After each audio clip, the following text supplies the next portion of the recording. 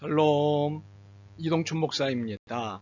오늘도 여러분의 삶이 주님의 평안으로 가득하시길 기원하며 하나님의 말씀을 나누겠습니다. 오늘 주시는 말씀은 요한복음 15장 17절로부터 25절의 말씀입니다. 이 말씀 중에 17절로부터 19절까지 읽겠습니다. 내가 이것을 너희에게 명함은 너희로 서로 사랑하게 하려 함이라.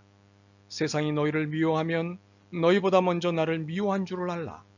너희가 세상에 속하였으면 세상이 자기의 것을 사랑할 것이나 너희는 세상에 속한 자가 아니요 도리어 내가 너희를 세상에서 택하였기 때문에 세상이 너희를 미워하느니라. 아멘. 요한복음 15장 17절 말씀부터 25절 말씀까지를 본문으로 사랑하는 일도 좋아하고 미움받는 일도 당당하고 라는 제목으로 말씀을 나누도록 하겠습니다. 요한복음은 15장에 들어서면서 서로 사랑하라는 예수님의 말씀을 깊게 전달하고 있습니다. 무엇보다도 서로 사랑하라는 이 말씀이 예수님의 계명이라는 것을 강조합니다. 12절입니다.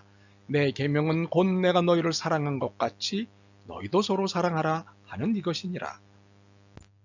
그런데 너희를 사랑한 것 같이가 무엇인지를 알게 되는 순간 당황하는 사람이 많습니다. 그것은 친구를 위하여 죽는 사랑이기 때문입니다. 13절입니다. 사람이 친구를 위하여 자기 목숨을 버리면 이보다 더 큰 사랑이 없나니. 예수님이 하신 사랑이 친구를 위해 죽는 사랑이니 누구든 당황할 수밖에 없습니다. 그런데 우리가 여기서 알아야 할 것이 있습니다. 우리가 이미 이 사랑을 받았다는 사실입니다. 12절입니다. 내가 너희를 사랑한 것 같이 우리는 이미 예수님으로부터 이 사랑을 받았습니다. 그러니 사랑받는 것은 좋은데 사랑하는 것은 불편하다면 이는 심히 모순적이고 매우 이기적인 태도일 수밖에 없습니다. 바로 이러한 모순된 이기적 태도를 깨닫게 하시려고 그러셨을까요? 17절 이후 18절 이하는 미움을 받을 것에 대한 예고를 하셨습니다. 17절로부터 19절입니다. 내가 이것을 너희에게 명함은 너희로 서로 사랑하게 하려 함이라. 세상이 너희를 미워하면 너희보다 먼저 나를 미워한 줄을 알라. 너희가 세상에 속하였으면 세상이 자기의 것을 사랑할 것이나 너희는 세상에 속한 자가 아니요 도리어 내가 너희를 세상에서 택하였기 때문에 세상이 너희를 미워하느니라. 무슨 말씀인가요? 우리가 세상으로부터 미움을 받게 된다는 말씀입니다. 이유는 단순합니다. 예수님께 택함을 받은 자이기 때문입니다. 예수님께 택함을 받고 예수님께 속한 자이기에 세상이 미워하는 것입니다. 세상이 우리를 자기의 것이라고 생각했는데 빼앗겼으니 얼마나 분하겠습니까? 그리고 우리가 예수님께 갔으니 얼마나 배신감이 크겠습니까? 그러니 미워할 수밖에 없는 것입니다.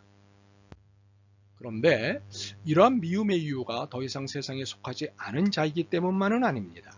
우리의 태도가 한몫 거들고 있기 때문입니다. 우리가 세상으로부터 미움을 받을 만한 태도를 취하고 그에 따른 행동을 하기 때문입니다. 그것은 예수님의 계명을 따르는 태도이고 하나님 나라의 가치를 따르는 행동으로 예수님의 절대 계명인 사랑의 태도입니다. 그리고 하나님 나라의 절대 가치인 오름의 행동입니다. 에로스적이고 탐닉된 사랑을 거부하고 아가페적이고 초월된 사랑을 추구하는 태도를 취합니다. 선택적 정의와 이기적 선을 거부하고 약자 중심의 정의, 보편적 선을 지지합니다. 그러니 예수님의 제자인 우리를 미워할 수밖에 없습니다. 그런데 이것은 단순히 미워하는 정도가 아닙니다. 20절입니다. 너희에게 종이 주인보다 더 크지 못하다 한 말을 기억하라. 사람들이 나를 박해하였은즉 너희도 박해할 것이요 내 말을 지켰은즉 너희 말도 지킬 것이라. 무엇입니까? 박해입니다. 박해란 힘이나 권력 따위로 약한 처지의 사람을 못살게 굴거나 해를 입히는 것을 말합니다. 박해의 정점은 살해입니다. 예수님 당시 이스라엘이 예수님에게 실망했던 이유가 있습니다. 저들이 소망 가운데 간절히 기다린 것은 승리와 성공의 메시아였습니다. 로마 제국의 압제에서 벗어나게 해줄 승리의 메시아, 가난에서 벗어나게 해줄 성공의 메시아를 기다렸습니다. 이것은 바알과 만문으로서 그들은 이를 오래 기다렸습니다. 드디어 예수님이 나타나셨을 때 저들은 환호했습니다. 바로 이분이 우리가 기다리던 승리와 성공의 메시아다라며 환호했습니다. 저들이 이렇게 환호한 데는 예수님이 하신 일에서 하나님만이 하실 수 있는 것들을 보았기 때문입니다. 24절입니다. 내가 아무도 못한 일을 그들 중에서 하지 아니하였더라면 그들에게 죄가 없었으려니와 지금은 그들이 나와 내 아버지를 보았고 또 미워하였도다. 이렇게 저들은 예수님이 하신 하나님의 일을 보았습니다. 그런데 어느 순간부터 환호를 적고 미워하기 시작했습니다. 이유가 무엇일까요? 저들이 기다렸던 메시아는 로마 제국의 압제에서 벗어나게 해줄 승리의 메시아, 가난에서 벗어나게 해줄 성공의 메시아였기 때문입니다. 자신들의 욕망을 충족시켜줄 메시아였기 때문입니다. 그런데 그 메시아가 아니었습니다. 세상 나라가 아닌 하나님 나라를 말씀하시는 예수님, 승리와 부요가 아닌 낮아짐과 성경과 가난을 말씀하시는 예수님을 보면서 환호성을 줬고 미워하기 시작한 것입니다. 결국 저들의 이러한 태도는 예수님이 21절에 표현하신 대로입니다. 그러나 사람들이 내 이름으로 말미암아 이 모든 일을 너희에게 하리니 이는 나를 보내신 이를 알지 못함이라. 하나님을 제대로 알지 못했기 때문입니다. 그리고 하나님의 뜻을 자신들의 욕망으로 해석했기 때문입니다.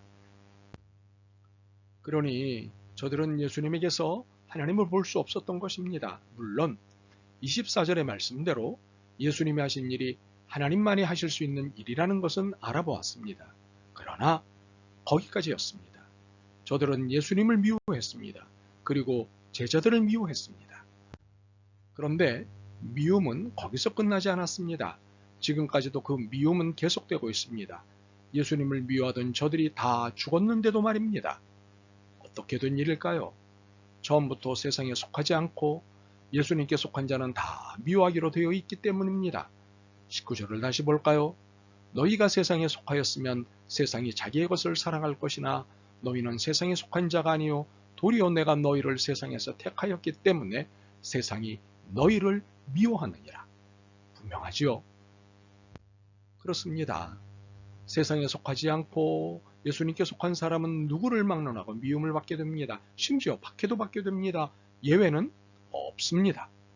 혹시 자신은 세상과 잘 지내고 있다고 생각하시는 분 있나요? 또는 잘 지내야 한다고 생각하시나요? 물론 잘 지내야 합니다. 그러나 우리의 태도는 잘 지내는 것이 아니라 바르게 지내는 것이어야 합니다. 하나님 나라의 사랑과 공의를 따라 말입니다. 그렇기에 이 모든 상황을 역으로 읽을 필요가 있습니다. 예수님 때문에 세상으로부터 미움을 받는다면 이것이야말로 내가 예수님께 택함받았다는 확실한 증거입니다. 그리고 서로 사랑하기에 미움이 따라온다면 이 또한 예수님의 계명을 제대로 이행하고 있다는 증거입니다.